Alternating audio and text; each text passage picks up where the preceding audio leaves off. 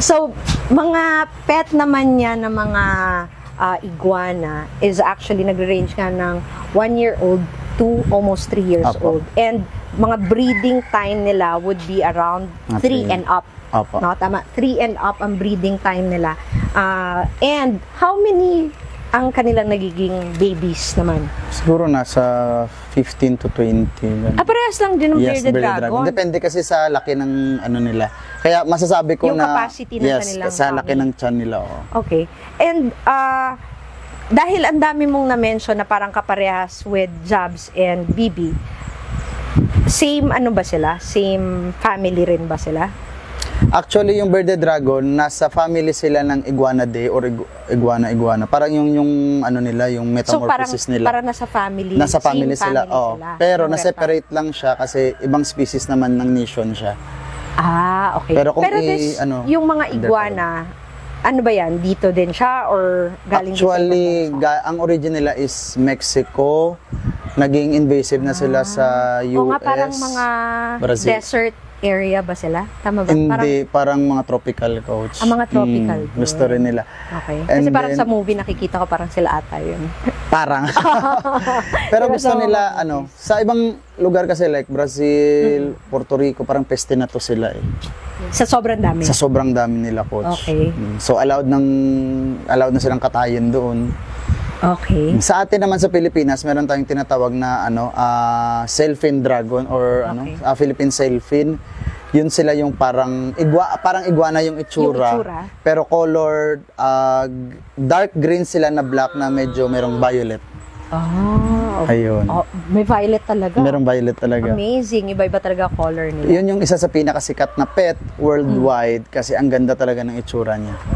Ng Philippine dragon. Send mo nga sa amin yan para mapakita natin sa mga ka-good vibes natin. Pwede, para, coach. Diba? Para ma-distinguish din natin yung pagkakaiba ng mga iguana. At saka yung tinatawag nilang ibid. That is local? Yes, yun yung Philippine sailfin or sailfin dragon. Yun siya yung ibid. Yun, marami. Pero yung mga ganong types of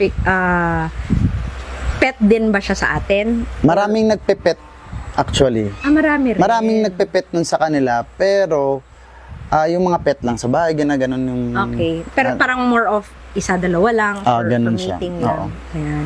So, why did you choose na, kasi napansin ko, no, it's more of iguana and snakes ang alaga mo right now. Opo.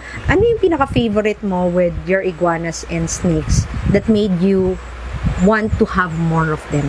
Ang nagustuhan ko kasi sa ball python is yung mix and match mo sila. Tapos merong lalabas na ibang design ng anak, ibang color, ibang morph. So pag pinag-breed mo sila na different colors na. Opo. Same din sa iguana. Parang ito, pinere ko siya dyan. Sa susunod, yung anak nila, blue-green, gano'n. Meron namang black na iguana, meron namang white na iguana, gano'n. Amazing. So yun pala yun, nagko-crossbreed din pala, yun ang goal mo. Yes. To have crossbreeding and talagang to have more of them. Ayan, di ba? So, Kuya Jorik, what would be your, of course, meron tayong mga good vibes na parang gusto ko rin explore yan, pero parang baka hindi ko kaya, baka it's not for me, no?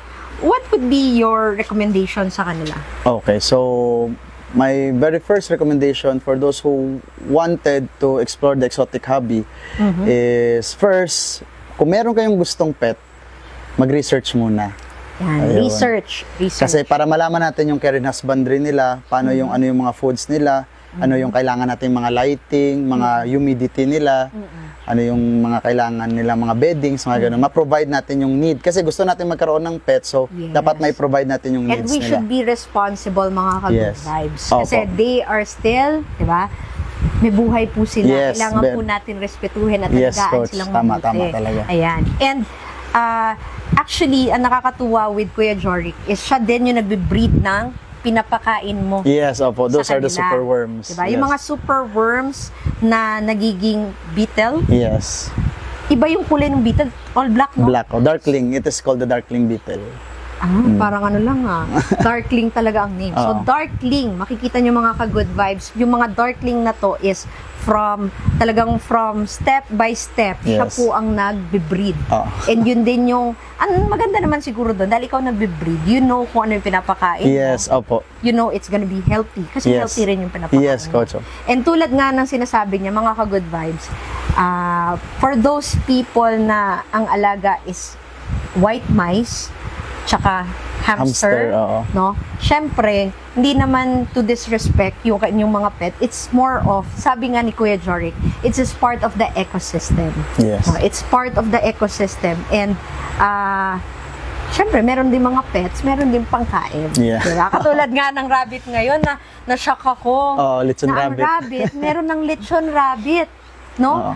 Pero, it is something na people are exploring as well, and there are also exotic food nga na kinakain, diba? Parang inallowed na sila ngayon. Okay na ito.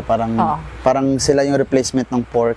Okay. So, mga ka-good vibes, it's really just being open around it and be mindful yung mga tips na sinabi ni Kuya, mag-research, no? And alamin ano yung mga dapat na how to take care of them properly, how to handle them properly, to avoid na masaktan sila, to avoid din na masaktan din kayo.